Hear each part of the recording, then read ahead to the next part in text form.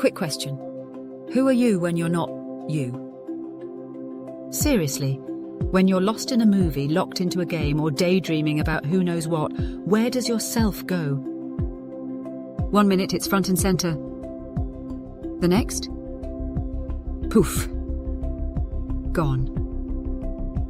And here's the kicker. It always comes back. But why? And how? This is where the late Zen master Joshu Sasaki's teaching of zero takes the spotlight. Ready? Here's the deal. The universe isn't a thing, it's activity. Movement. Constant motion. And guess what? You're part of the universe, which means you're activity too. That's not just philosophical fluff, it's the secret to understanding yourself. And oh, it's about to get fascinating. Let's get to the big question. What is this self we're always talking about? Your body? Nope. If the body were the self, why couldn't you just decide to be faster, stronger, or better looking?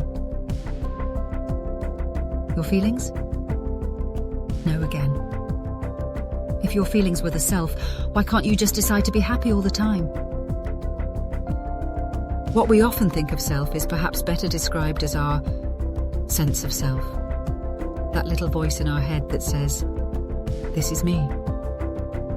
But here's the twist. Your sense of self isn't something you have, it's something that happens. It's an activity. Think of it like a bubble on a stream.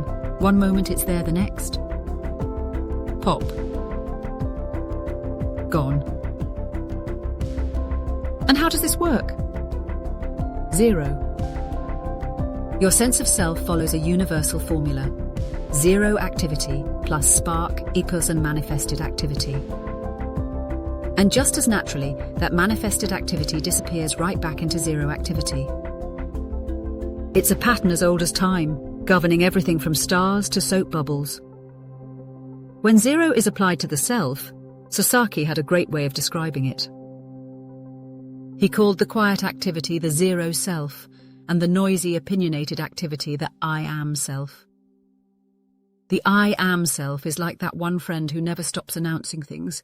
I am this, I am that, I like this, I hate that, I am, I am, I am. Meanwhile, the zero self? Completely chill. No labels, no chatter, just stillness. If we accept that we all cycle between these activities, zero self and I am self, then we need to ask, what exactly is the zero self? The Buddha did address this directly. In his second discourse, he described the zero self, the not self, as composed of 5 characteristics: form, consciousness, perception, feeling, and mental formations. And here's the Buddha's punchline. Because there is form, an I am self will inevitably arise. Because there is consciousness, an I am self will inevitably arise.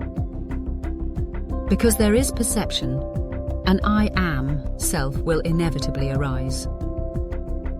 Because there are feelings, an I am self will inevitably arise.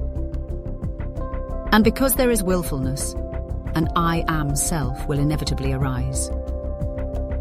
Because of all these things, the activity of I am self is inevitable.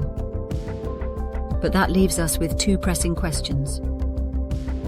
What sparks the shift from zero self to I am self? And what makes the I am self disappear back into zero self?